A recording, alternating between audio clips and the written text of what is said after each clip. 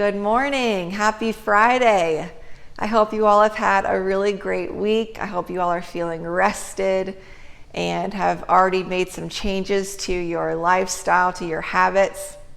Holly and I have had a really good time talking to you all this week about ways that you can really support your immune system through sleep, nutrition, reducing your stress.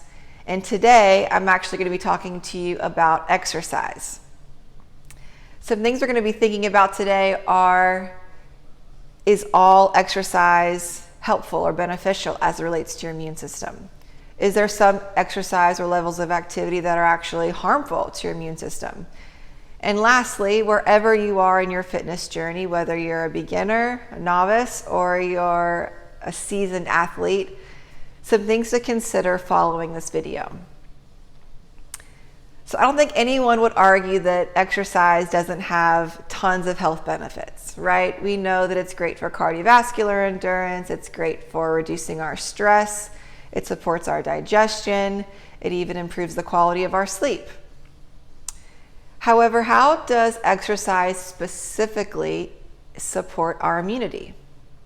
Well, studies have actually shown that moderate levels of exercise stimulate the innate immune response.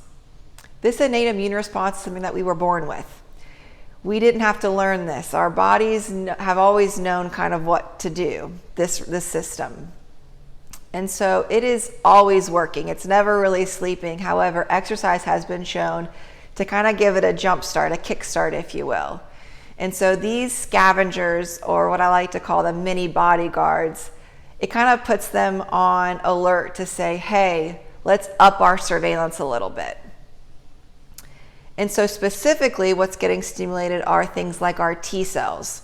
T cells are a type of white cell that are specifically important when fighting infections. Another cell that gets stimulated are our natural killer cells, or our NK cells. These are also central when we're trying to fight a virus infection specifically. Exercise also puts us in something called Th1 dominance. You want to be in Th1 dominance when you're fighting an infection. And so what do all of these things do together? Well, they reduce non-purposeful inflammation. They reduce our psychological stress by decreasing cortisol and norepinephrine. It also stimulates the production of more immune cells. And so studies have actually also shown that people who engage in zero activity are much at greater risk for developing an upper respiratory tract infection.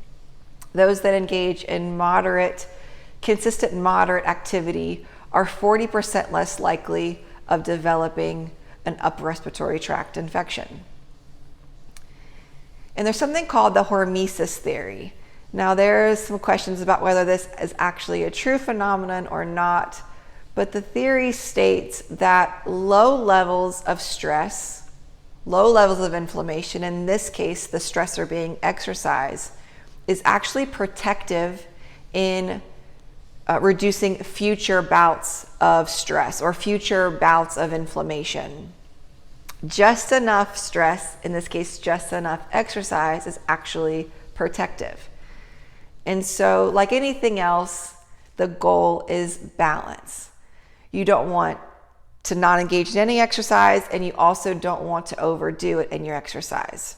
And so a great litmus test is actually, if you're already someone that exercises pretty regularly, are you totally depleted after a type of exercise? If you've just done 5 CrossFit or high intensity interval training exercises, that week, are you feeling totally exhausted and depleted?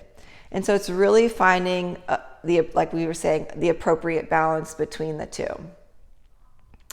And so let's say you're someone that doesn't engage in any physical activity right now. You're not really walking, you're not running, you're not on a stationary bike. My mantra is start low and go slow. And I'm not really a fan of just getting on the treadmill and running or walking for 30 minutes. I like to make the best use of my time and And with that, I would say you need a little bit of resistance to get your heart rate up, to get a good sweat on, but it doesn't have to take that long.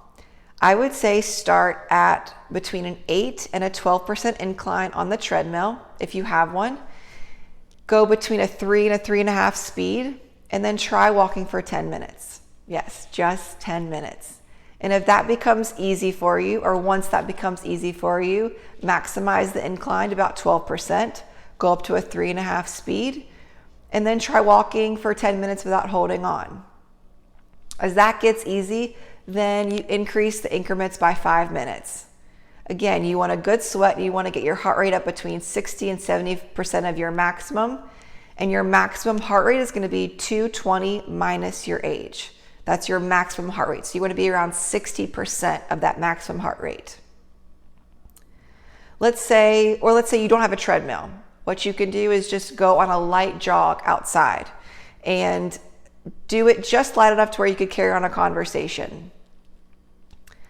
Let's say you're someone who is already engaging in a pretty regular, moderate level of activity. I would say again, how do you feel after that exercise? Are you feeling great? If so, you probably found a great balance. If you're feeling really depleted though, I would say maybe take one of those days of that moderate intensity and try more an active recovery day, or try something like yoga or like a functional mobility day where you're really working on mobility of your joints. That's a really great way to also prevent injury when you really just focus on hip mobility and shoulder mobility, etc. And I'll just give a shout out right now to Dr. Kyle Volstad, who is an incredible physical doctor of physical therapy. And if you don't know him, Athlete Restoration, he is fantastic. We will put his link on Instagram so that you can contact him, but he's incredible if you really want help with functional mobility. Lastly, if you are someone who is training for a marathon, or you're training for the games, or whatever you're doing, and you're finding that you're just totally wiped right now, I would say, unless your nutrition is like perfect, let's use this time to maybe focus on that. Let's really hone in on getting the nutrition piece the best. And because that's going to aid your recovery. I totally am all about if you want to compete. However, just listen to your body and listen to what it's telling you. And if you need a couple of days of recovery more than normal, then take those days. You could be doing more stress, more harm than good in the long term. And I think especially right now, it's just a great time to reset. I think this is like, we're called to like a global rest. And that's even why we put exercise as last, because of all the things we've talked about this week. I really do think exercise is probably the least important.